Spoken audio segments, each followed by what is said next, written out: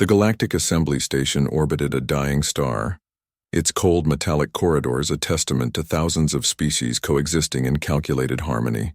Among the diplomats, traders, and warriors who walked its halls, Jonas Reed was invisible. He was the night shift janitor, a human whose job was to clean what others left behind.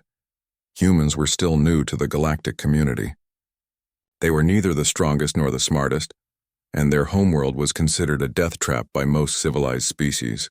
Yet somehow they kept showing up, kept surviving, kept smiling at things that should terrify them. Jonas Reed embodied this paradox.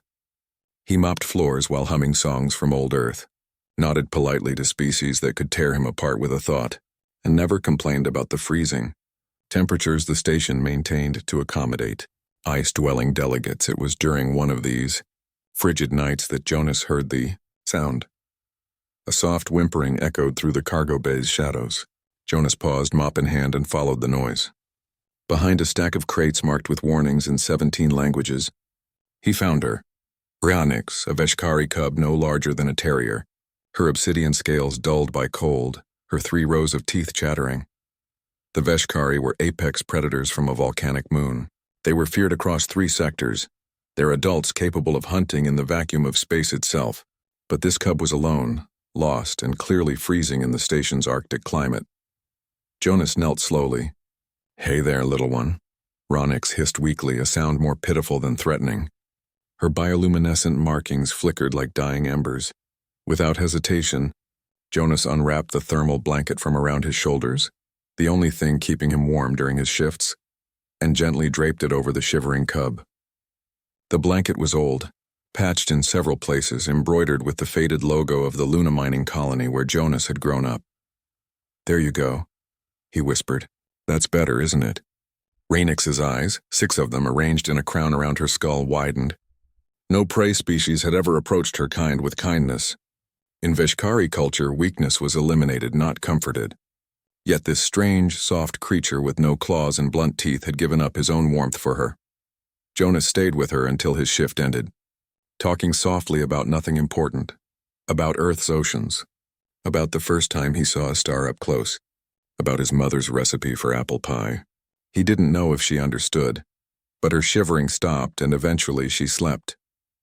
When morning came, Jonas carefully lifted the blanket and left it with her. "I'll check on you tonight," he promised. The next evening, Jonas arrived for his shift to find something extraordinary.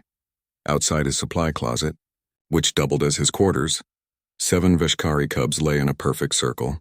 Ryanix sat at the center, Jonas's blanket still wrapped around her like a trophy. When the door opened, all 7 pairs of eyes turned to him, glowing with an intensity that would have sent most species running. Jonas froze. One of the older cubs, scarred and nearly twice Ryanix's size, stepped forward. He dropped something at Jonas's feet, a piece of meteor iron carved with intricate patterns. A gift, a sign of respect. "Well," Jonas said softly, crouching down, "I guess we're friends now." Word spread quickly through the station. The human janitor had done the impossible. He had earned the loyalty of Veshkari cubs. Security footage showed him walking through the halls, 7 deadly predators trailing behind him like ducklings, their bioluminescence casting dancing shadows on the walls. The Veshkari ambassador, a towering warrior named Kreshetal, demanded an audience. Jonas was escorted to the diplomatic wing, still in his janitor's uniform, mop bucket in hand. The cubs refused to leave his side. Kreshetal loomed over him, her scales like obsidian armor. "You claim no territory. You possess no fangs. Yet my people's young follow you as they would their pack leader. Explain yourself, human," Jonas shrugged. One of them was cold. "I had a blanket. Seemed like the right thing to do." The ambassador stared at him for a long moment. Then, to everyone's shock, she knelt, bringing her massive head level with Jonas's. "My species has conquered 17 worlds. We have toppled empires and hunted gods, but we have never understood this thing you humans do.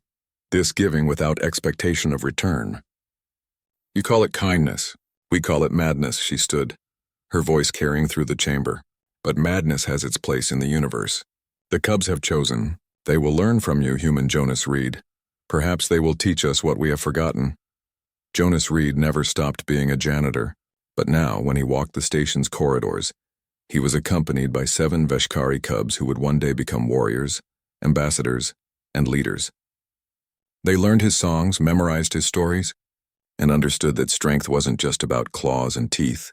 And every night, without fail, they slept by his door, protected by a janitor's blanket and a human's simple, inexplicable kindness. In the cold vastness of space, where survival was brutal and compassion was rare, humanity had found its place not through weapons or technology, but through something far more powerful, the ability to care for something small and shivering in the dark. That was the human way. That was why they would never be forgotten.